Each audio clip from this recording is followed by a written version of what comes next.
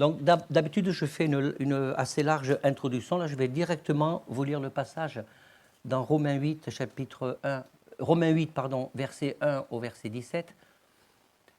Vous pensez bien que ce sujet-là ne suffit pas à le traiter en une seule fois, donc je ferai la suite dimanche prochain. Voilà, et peut-être une troisième fois, comme voilà, ceux qui ne sont pas là bien, pourront s'appuyer sur la vidéo de ce matin. Romains 8, verset 1. Il n'y a donc maintenant aucune condamnation pour ceux qui sont en Jésus-Christ. En effet, la loi de l'esprit de vie en Jésus-Christ m'a affranchi de la loi du péché et de la mort. Car chose impossible à la loi, parce que la chair la rendait sans force, Dieu a condamné le péché dans la chair en envoyant à cause du péché son propre Fils dans une chair semblable à celle du péché. Et cela afin que la justice de la loi soit accomplie en nous, qui marchons non selon la chair, mais selon l'esprit. Ceux, en effet, qui vivent selon la chair s'affectionnent aux choses de la chair, tandis que ceux qui vivent selon l'esprit s'affectionnent aux choses de l'esprit. Et l'affection de la chair, c'est la mort, tandis que l'affection de l'esprit, c'est la vie et la paix. Car l'affection de la chair est inimitié contre Dieu parce qu'elle ne se soumet pas à la loi de Dieu et qu'elle ne le peut même pas. Or, ceux qui vivent selon la chair ne sauraient plaire à Dieu. Pour vous, vous ne vivez pas selon la chair, mais selon l'esprit, si du moins l'esprit de Dieu habite en vous. Si quelqu'un n'a pas l'esprit de Christ, il ne lui appartient pas. Et si Christ est en vous, le corps, il est vrai, est mort à cause du péché, mais l'esprit est vie à cause de la justice. Et si l'esprit est celui qui a ressuscité Jésus d'entre les morts, habite en vous, celui qui a ressuscité Christ d'entre les morts rendra aussi la vie à vos corps mortels, car son esprit habite en vous. Là, il nous parle, il fait une petite parenthèse sur la vie éternelle. Ainsi donc, frères, nous ne sommes point redevables à la chair, pour vivre selon la chair. Si vous vivez selon la chair, vous mourrez, mais si par l'esprit vous faites mourir les actions du corps, vous vivrez. Car tous ceux qui sont conduits par l'Esprit de Dieu sont fils de Dieu. Et vous, vous n'avez point reçu un esprit de servitude. Très important ça. Je le répète, lentement, parce que ça, quelqu'un a besoin de l'entendre ce matin-là. Et vous n'avez point reçu un esprit de servitude. Vous n'avez pas reçu un esprit de servitude pour être encore dans la crainte, car vous avez reçu un esprit d'adoption pour lequel nous crions « Abba Père ». L'Esprit lui-même rend témoignage à notre esprit que nous sommes enfants de Dieu. Or, si nous sommes enfants de Dieu, nous sommes aussi héritiers, héritiers de Dieu et co-héritiers de Christ, si toutefois nous souffrons avec lui, afin d'être glorifiés avec lui. Amen. Amen. Je voudrais juste dire ceci avant d'aller plus loin. Le Seigneur désire que nous soyons au clair avec notre identité en Christ. La Bible parle d'adoption. Nous sommes devenus, il y a le peuple d'Israël qui est le peuple d'origine en tant que peuple de Dieu. Il reste toujours le peuple de Dieu, bien entendu. Et nous sommes devenus le peuple d'adoption. Le nouveau peuple de Dieu, le peuple d'adoption. Et il y a quelque chose qui ne m'avait pas trop sauté aux yeux et qui met en avant, d'une façon que je dirais puissante, cette adoption. Vous savez que Jésus fait partie de la lignée de David. D'accord? Vous êtes sûr? Oui. Donc, quelle était, dans la généalogie, dans la chair, qui est légitime à porter, à être le descendant? c'est par l'homme. C'est-à-dire que dans la généalogie de Jésus, il y a une histoire d'enfantement, d'accord? Ils enfantèrent, etc. Et on voit toute la généalogie de Jésus. Mais Jésus n'a pas été enfanté mais dans la chair. C'est comme si qu'il faisait partie de la lignée de David par adoption. Il n'a pas été enfanté, mais dans la chair. C'est un détail qui est important. Le combat spirituel, c'est un sujet qui est vraiment vaste. Je voudrais dire aussi, par rapport à la chair, nous devons comprendre quelque chose d'une façon un peu plus pointue. Quand la Bible parle de la chair, tout n'est pas à rejeter dans la chair. Parce que sinon, on perdrait notre personnalité. Il y a des passages qui sont mal interprétés. Quand la Bible parle de la chair, le sens étymologique de chair a un double sens, puisque Jésus est venu dans la chair. Donc ce n'est pas une mauvaise chair, vous me comprenez. Voilà, et c'est important de prendre du recul et de considérer l'ensemble de la parole de Dieu et de ce que Dieu veut nous faire comprendre. Quand la Bible parle de la chair, il y a des gens qui se martyrisent, qui se voient nuls et du coup ils perdent leur identité en Christ. Et ça ne fait qu'accentuer le combat et finissent par avoir un mauvais combat contre eux-mêmes au lieu d'avoir le bon combat de la foi. Et tout ce qui est de la chair n'est pas mauvais. Est-ce que votre corps est mauvais? Quand la Bible parle de la chair, c'est à la fois le soma, c'est-à-dire mais le corps physique, et quand elle parle aussi de la chair puis c'est un double sens, qui ne vient pas du corps physique, c'est tout ce qui est de l'ordre de nos pensées, de nos écarts, de nos péchés que nous devons crucifier à la croix et qui sont incompatibles avec ce que Dieu attend de chacun de nous.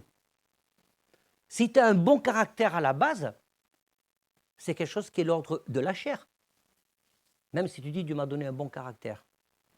Ce que je veux dire, entendez bien, c'est important.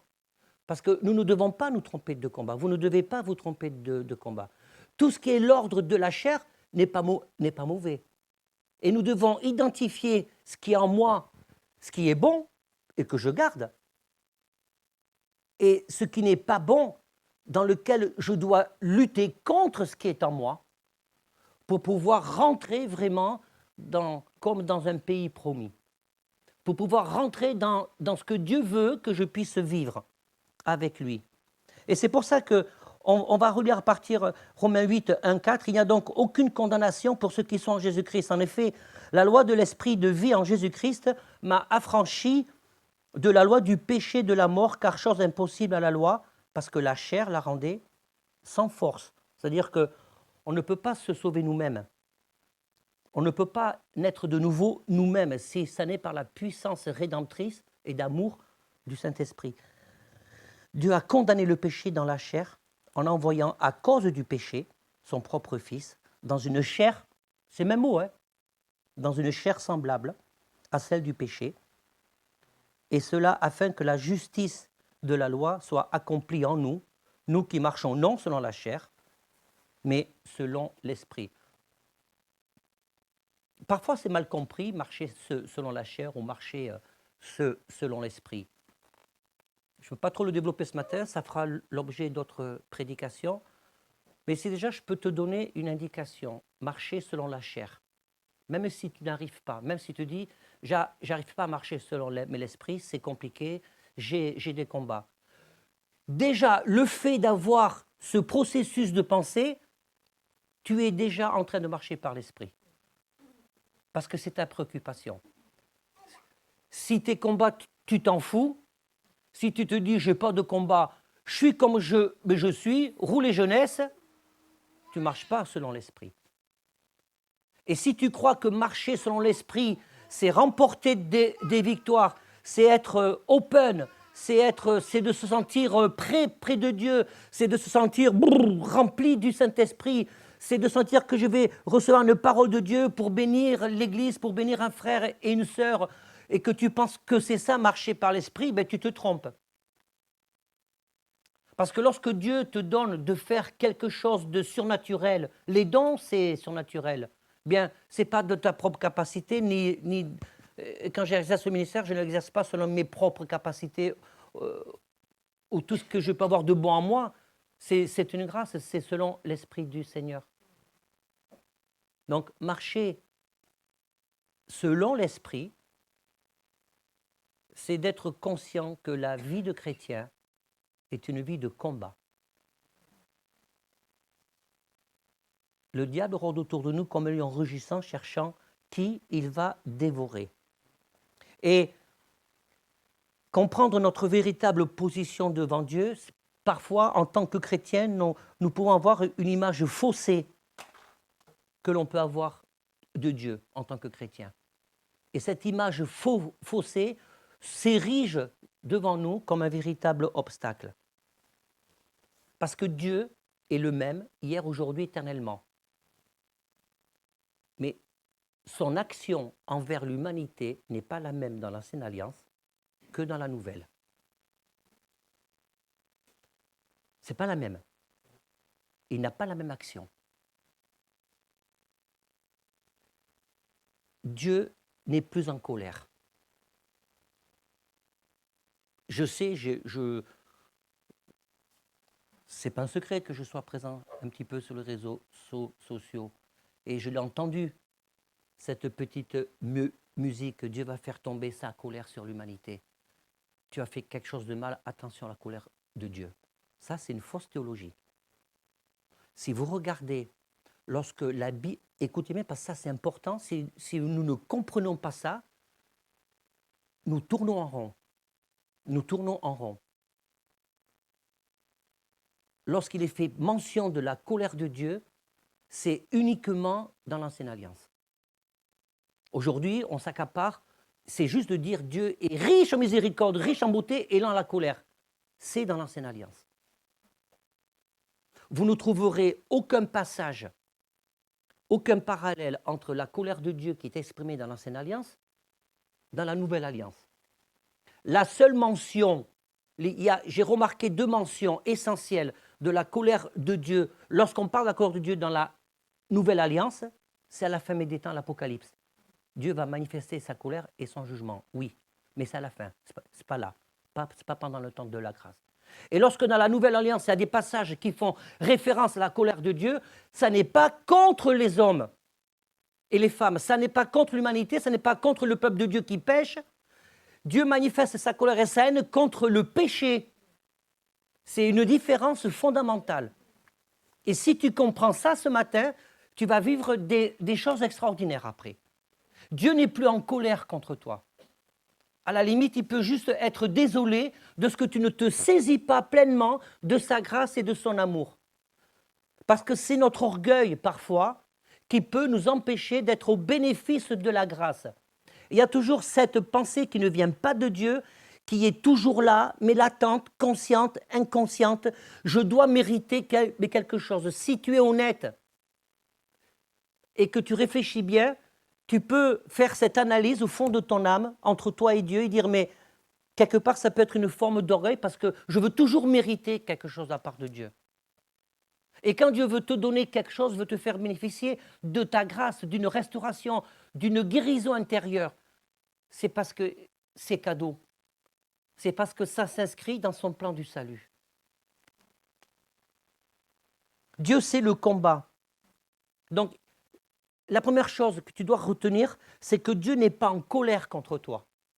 Il est juste désolé que tu ne te saisisses pas de tout ce qui met à ta portée pour que tu puisses aller de l'avant.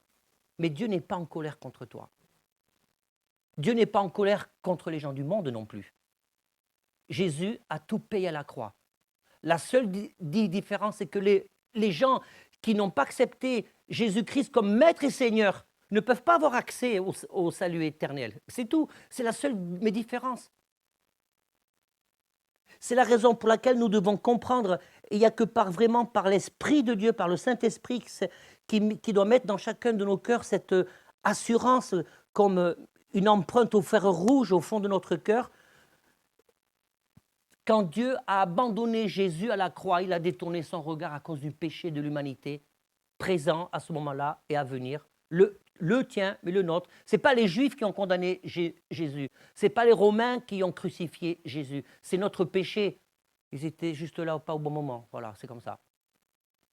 C'est notre péché, c'est ton péché. La colère de Dieu, qui l'a peut-être, je veux le dire comme ça, imparfaitement, qui a peut-être emmagasiné pendant toute l'ancienne alliance, ça s'est déversé sur Jésus. Et c'est pour ça que Jésus, dans un cri, mais Père, Père, pourquoi m'as-tu abandonné? La sainteté de Dieu et tout ce que Dieu est dans sa personne, il ne pouvait plus regarder Jésus à cause du péché. Jésus était recouvert du péché de toute l'humanité. Et sa colère s'est déversée sur lui. Le seul qu'il a abandonné, c'est Jésus. Il ne t'abandonnera jamais. Si déjà nous comprenons ça, on a déjà un outil, une facilité pour avancer dans chacun de nos combats.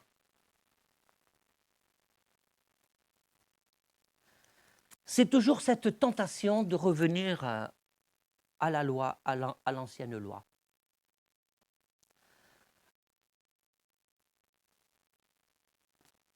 Il ne s'agit pas d'être hypocrite. Le diable veut insuffler cette musique dans nos oreilles spirituelles. Tu es un hypocrite ou une hypocrite parce que tu as des péchés, tu as un combat dans ta vie et tu vas louer le Seigneur le dimanche matin en culte. Tu vas prendre la Sainte Seine. Non mais tu t'es vu. Je pense à cette pub, tu t'es vu quand tu as bu. Mais le diable, parfois, il dit, tu t'es vu quand tu pêches? Tu t'es vu quand tu as des mauvaises pensées?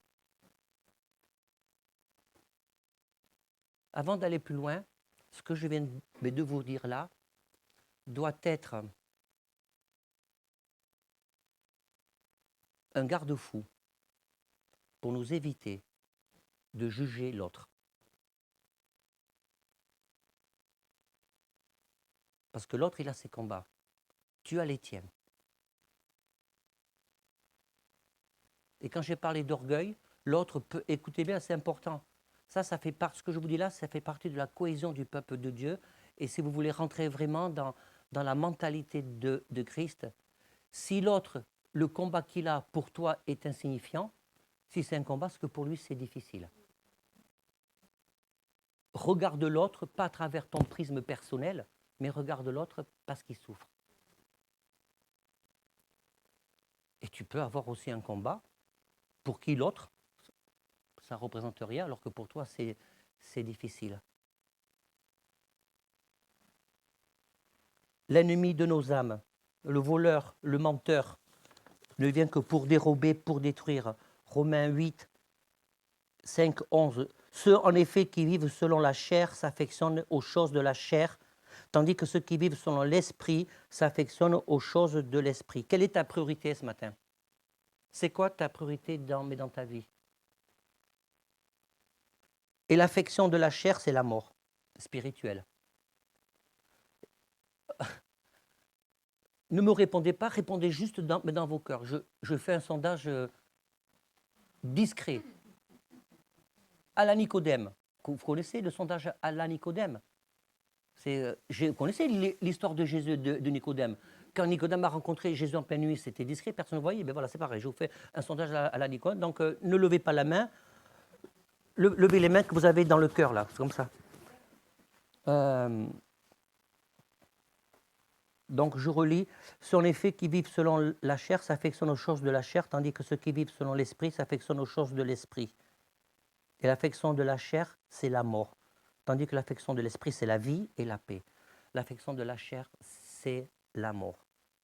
Et tu sais, l'affection de la chair, je vais juste parler dans un axe, parce que vous comprenez bien que c'est un sujet où c'est une patte doigt à 1000 pattes. On peut partir dans tous les sens, donc je suis obligé de retrécir.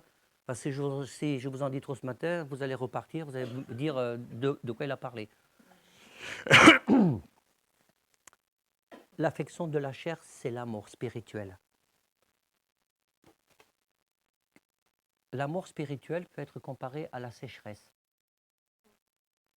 Alors, ne réponds pas, réponds dans ton cœur. T'arrive-t-il de te sentir sec, sèche? Je suis sec spirituellement. Il y a un truc qui ne colle plus. J'ai l'impression de ne plus être connecté. Alors, la question que je pose, si tu as dit ça, ou si tu te le dis en ce moment, ou si tu l'as eu dit, quand ça t'arrive, il y a une autre question qui fâche, parce que ça nous renvoie de front à nos responsabilités individuelles et communes. Depuis quand tu n'as pas lu la Bible? Depuis quand tu n'as pas prié? Ça, c'est le commencement de la mort lorsque tu traverses un combat, une difficulté. Parce que tu ne peux pas combattre. Le combat spirituel, c'est de moi à moi. Tu peux le dire dans ta tête. Le combat spirituel, c'est de moi à moi. Nous ne pouvons pas combattre contre Satan. Amen ou pas amen? On ne peut pas. Et Dieu ne veut pas. Pourquoi on ne peut pas? Parce qu'on s'engage dans un combat qui n'a pas lieu d'être. Il a perdu à la croix. Donc si tu dis « je combats contre l'ennemi », eh bien c'est comme si tu disais il a remporté quelque part une victoire à la croix, il a tout perdu le diable. Le diable ne peut pas combattre contre Jésus. Donc il y a des combats qui sont inutiles. Le diable a tout perdu. J'ai échoué dans mes combats. Je n'arrive pas encore. Je suis faible, c'est pas ma faute. Ben si, c'est ta faute. Si, c'est ta faute. C'est ta faute parce que c'est ma faute. Si je mène un combat dans ma vie personnelle, là je parle en tant que Paul, c'est déjà arrivé plus d'une fois, qu'est-ce que vous croyez? D'accord? Je me prêche à moi-même aussi. Je ne suis pas en train de vous développer une théorie théologique. D'accord? Oui, je suis faible, c'est une réalité. Par définition, nous sommes faibles à cause de notre humanité. Mais ce n'est pas une excuse pour dire « je suis faible, je n'y arrive pas ». Si tu dis « je suis faible, donc ce n'est pas ma faute », c'est ta faute. Parce que on ne se saisit pas de ce que le Seigneur met à notre disposition. Et parce qu'on ne se fait pas violence en disant « oh, je ne suis pas hypocrite ». Non, ce n'est pas de l'hypocrisie. C'est, quelle que soit ma position du moment, le pouvoir de la mort, de la résurrection de Jésus à la croix nous donne accès à tout moment au cœur de Dieu.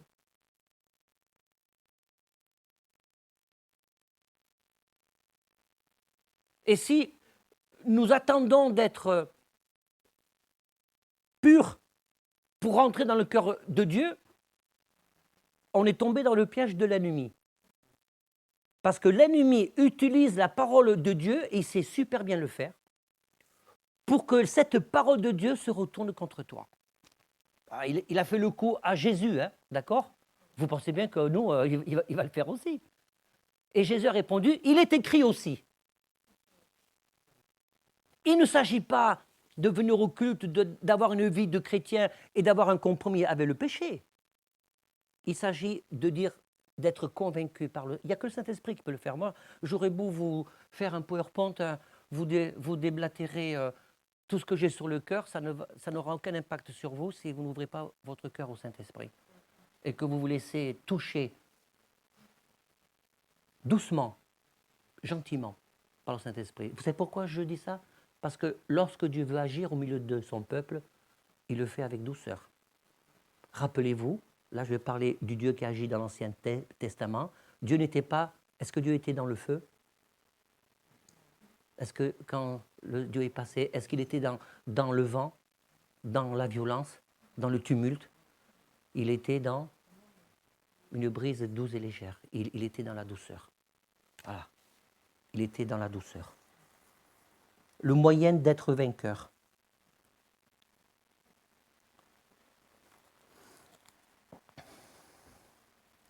Pour vous, verset 9, pour vous, vous ne vivez pas selon la chair, mais selon l'esprit. Si du moins l'esprit de Dieu habite en vous. Si quelqu'un n'a pas l'esprit de Christ, il ne lui appartient pas. Et si Christ est en vous, le corps, il est vrai, est mort à cause du péché, mais l'esprit de vie à cause de la justice. Et si l'esprit de celui qui a ressuscité Jésus d'entre les morts habite en vous, celui qui a ressuscité Christ d'entre les morts rendra aussi la vie à vos corps mortels, car son esprit habite en vous. Voilà.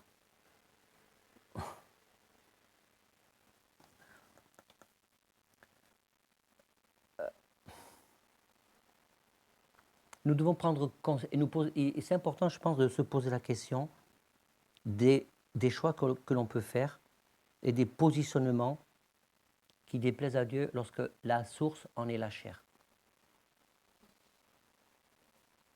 Dans l'exercice de mon ministère, j'ai souvent posé cette question dans des situations un petit peu conflictuelles, des choses à régler entre individus, où vous abusez de moi. Et c'est une question qui souvent énerve. Ça va? Vous êtes avec moi?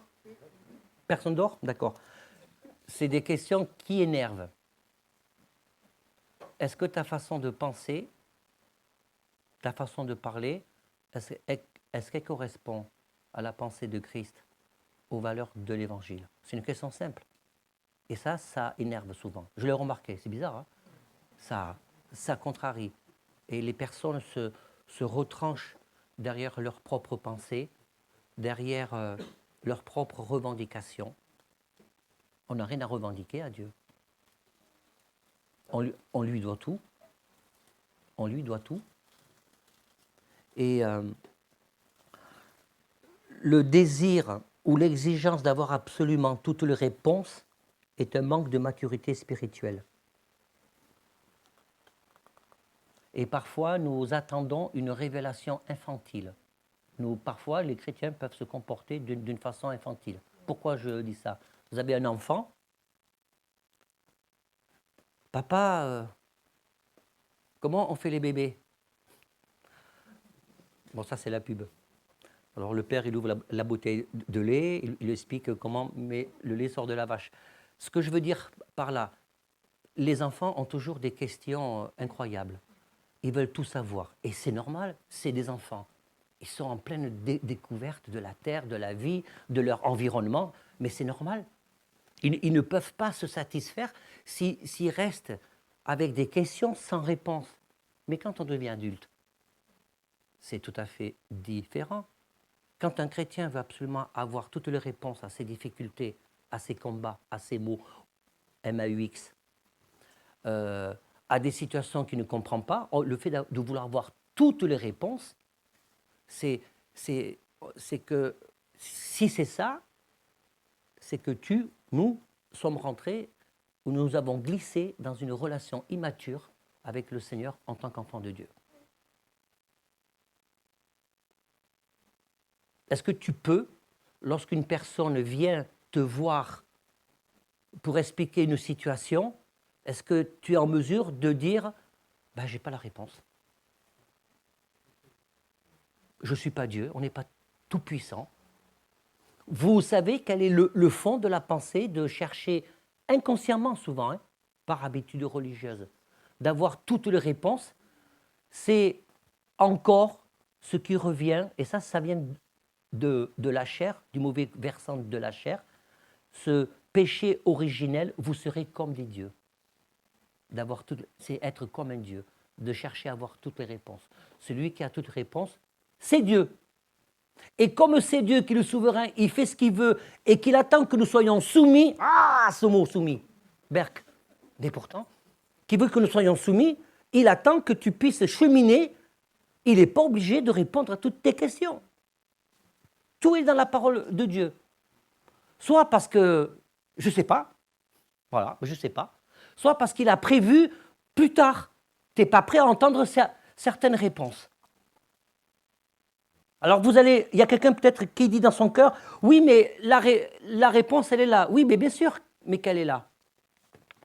Mais il est aussi écrit que tous les livres de la terre ne suffiraient pas pour que nous puissions avoir connaissance de tout ce que Jésus a fait quand il était là. D'accord? Donc ce que Dieu juge utile pour nous, il nous l'a laissé là. Et si je veux que mon combat spirituel ait du sens, il y a des choses que je dois accepter dans ma vie spirituelle et que je dois accepter dans ma chair. Parce que ce qui est spirituel n'est pas compatible avec la chair. Sur quoi ta foi est basée? Sur les réponses que tu veux avoir ou sur ce que Dieu dit vraiment? Ta foi elle est basée, est-ce que nous comprenons bien ce que ça représente, la grâce et l'amour de Dieu? Et parfois, parmi le peuple chrétien, il y a un manque de prise de conscience que nos choix, que certains choix, certaines prises de position peuvent ne pas plaire à Dieu. Nous devons prendre conscience, je le dis en début, que le combat spirituel fait partie de la vie chrétienne.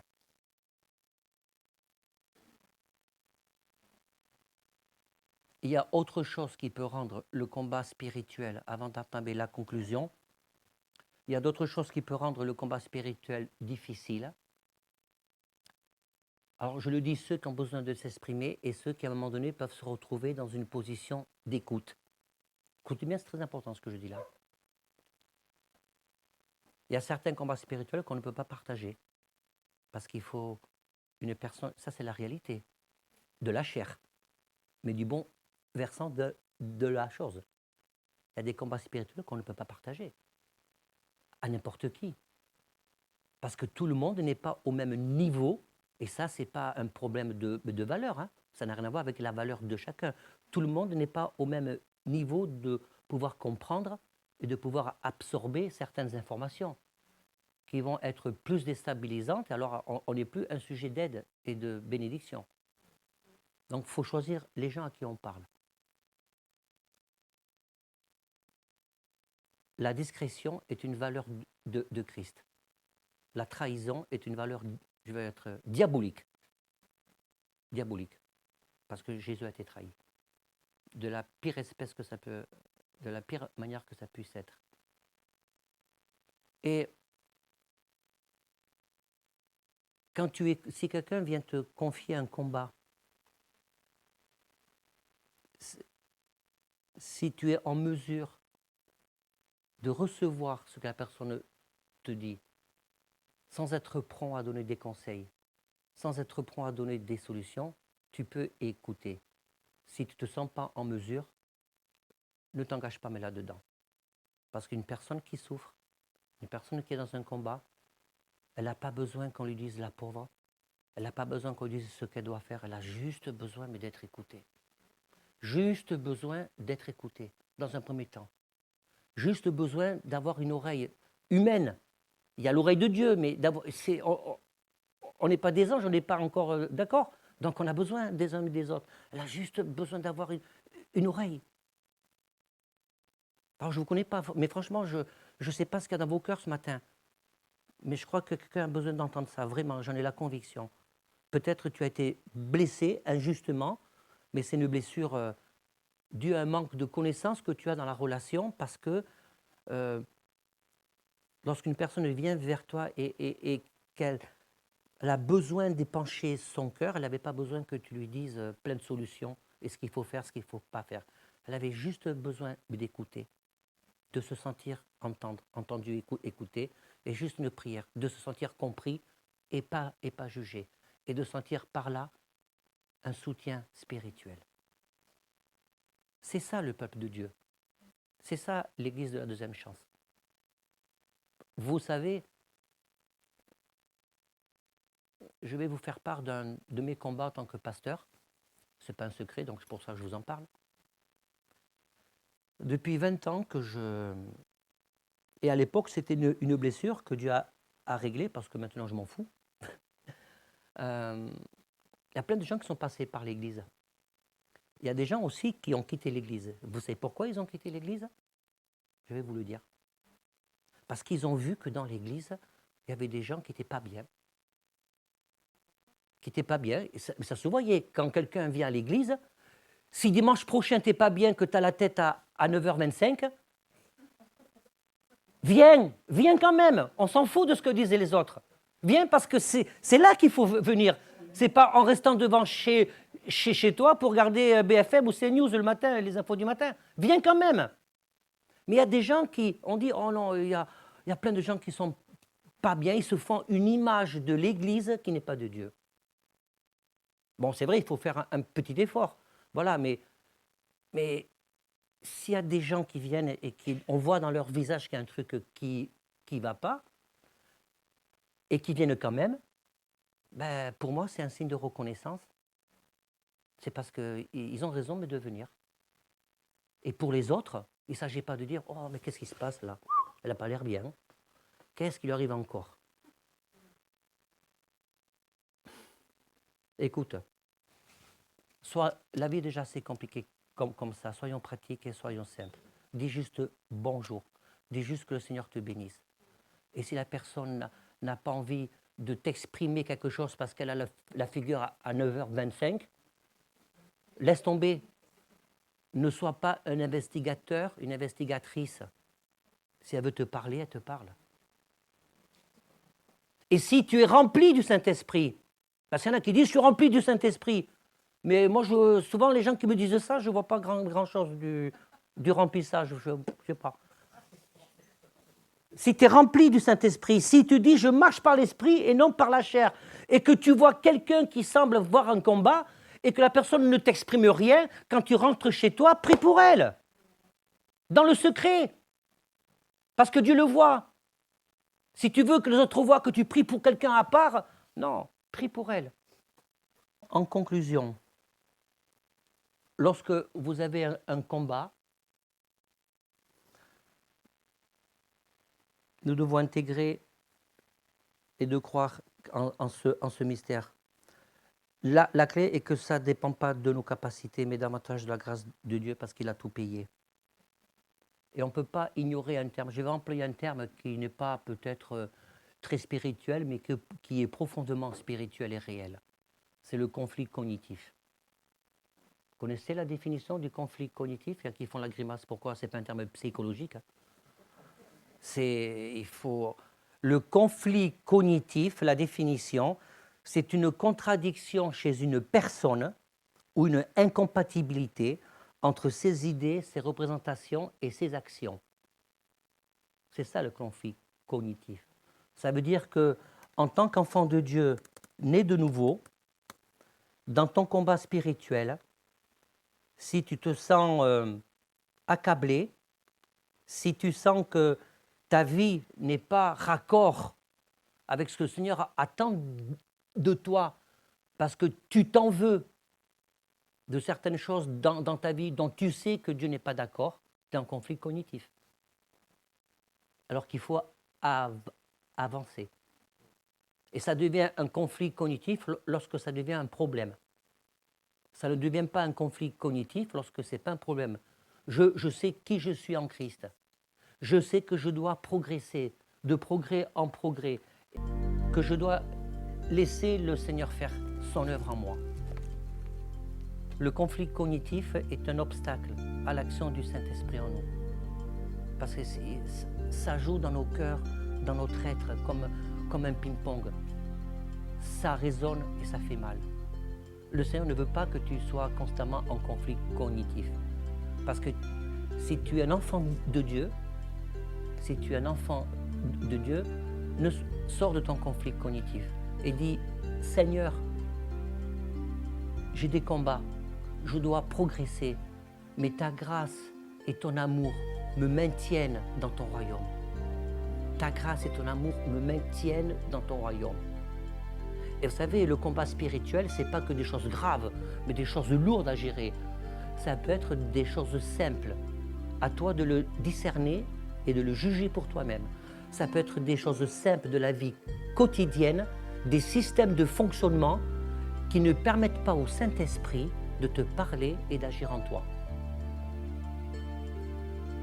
Ok? C'est ça. Mais le combat. Parce que quand on parle de combat spirituel, on passe au... Non, c'est pas que des... Ça peut être des montagnes, évidemment. Mais le combat spirituel, c'est pas que des montagnes. C'est aussi des petites choses qui, mis bout à bout, se transforme en maillon, en maillon, en maillon, et ça vous enchaîne. Et quand on laisse le Seigneur agir dans notre cœur, en tant que chrétien, le Saint-Esprit nous amène à prendre conscience que tu as besoin d'une délivrance.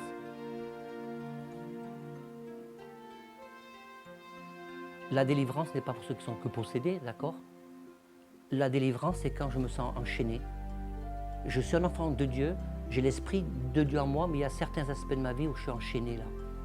J'ai besoin d'une délivrance.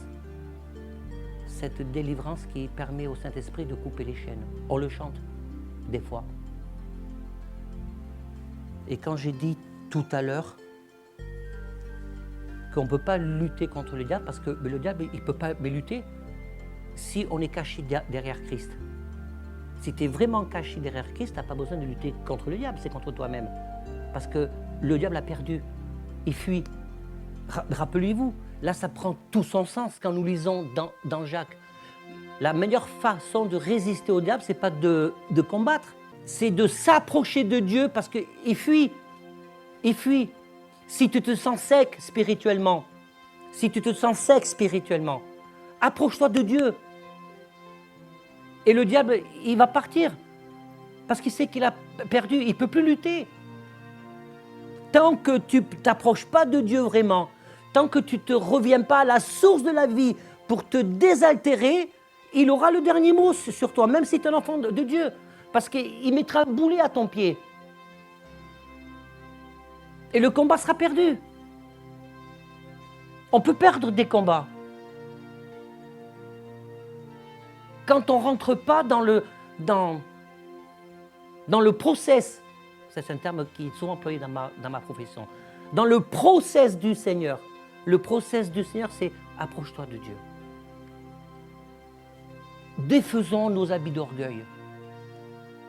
Mettons-nous à nu devant le Seigneur.